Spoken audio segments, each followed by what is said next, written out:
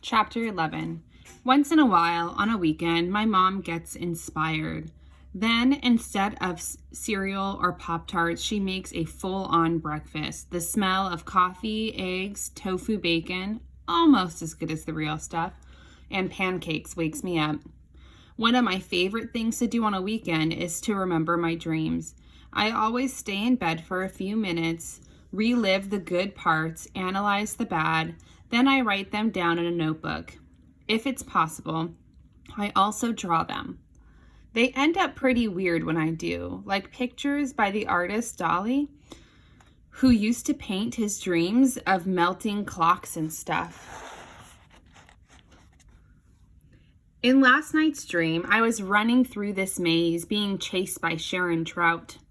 In 3rd grade, for a science project, I built a maze like the one in my dream. I took a big box and cut up some cardboard and pieced it together, with a wedge of cheese at the end. I borrowed the mice from our shop, and Dad came along to make sure they were treated right.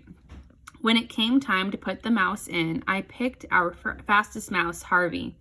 Harvey was Ronald Reagan's great-granddad. Harvey took one look at the maze and went on strike. He curled up at the entrance corner and fell asleep. In my dream, the maze was made out of white poster board. On the walls were fractions of all shapes and sizes. I got to the end expecting my piece of cheese, but instead there were 3 white mice sitting in a little fold-up chairs like the kind directors use. And they were wearing dark glasses. It took me a minute to figure out why they were blind. By the time I got dressed and made my way to the kitchen, Mom and Dad were eating away. They both eat like they're always in a hurry.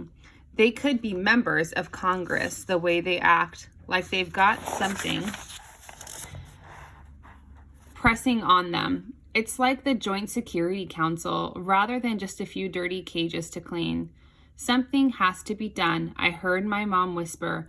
We're a month behind on our rent here. The landlord just sent a nasty letter. You can't get water from a rock.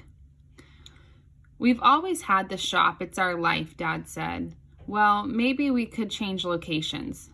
That takes capital, my dad said, and money is what we don't have. We have to sell the shop, Mom said it firmly. I could hear the choked sound in her voice, the way she sounds when she's going to cry but doesn't want to do it in front of us. No one is going to buy that shop. What are we going to show them for earnings, for potential?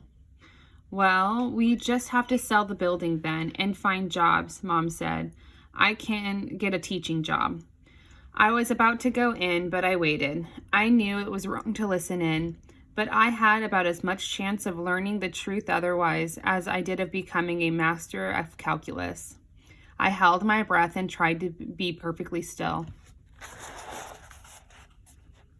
How much could we possibly get for the building? My dad interrupted. The neighborhood's gone downhill so much it's worthless. Well, what do you suggest? I don't know. I just know I can't let go of Bett's pets. It's been in my family's life for generations, and it's our life. Mom sighed. I know. But right now, all those animals are costing us more than we're making. It's the conglomerations. My dad banged his fist on the table. He hardly ever gets mad about anything. But when he does, it's usually about conglomerations. Big businesses is swallowing the little man, swallowing him whole. Shh, Mom said. Aaron will hear. At that point, I made a little noise like footsteps and walked in the kitchen. Hot breakfast, Mom said cheerfully. We've got to vamoose in 40 minutes. Saturday's the only day of the week when we still get some business. That's when all the looky-loos come in just to stare at the pets, like we're a zoo or something. And also when people decide to buy their dog food, kitty litter, or whatever. Most kids play on Saturdays, but I work the cash register. And my dad's right.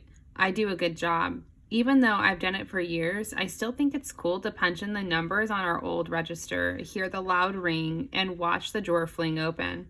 I like to answer questions about how to care for birds, train puppies, and keep cats from scratching up the furniture. On Saturdays, our place still feels like a real shop. But today was different. Today, I looked around at everything like I was seeing it for the last time. I tried to picture the rooms empty and the windows boarded up, like in so many other storefronts around us. I know I like to complain, but I couldn't imagine life without the birds chirping, the mice squeaking, the door chiming, and the aquariums gurgling. I looked over at my dad. He was explaining to a man how to balance an aquatic habitat, the need for bottom feeders and plants. My dad spent about half an hour answering the man's questions. Then the man walked out without buying a thing.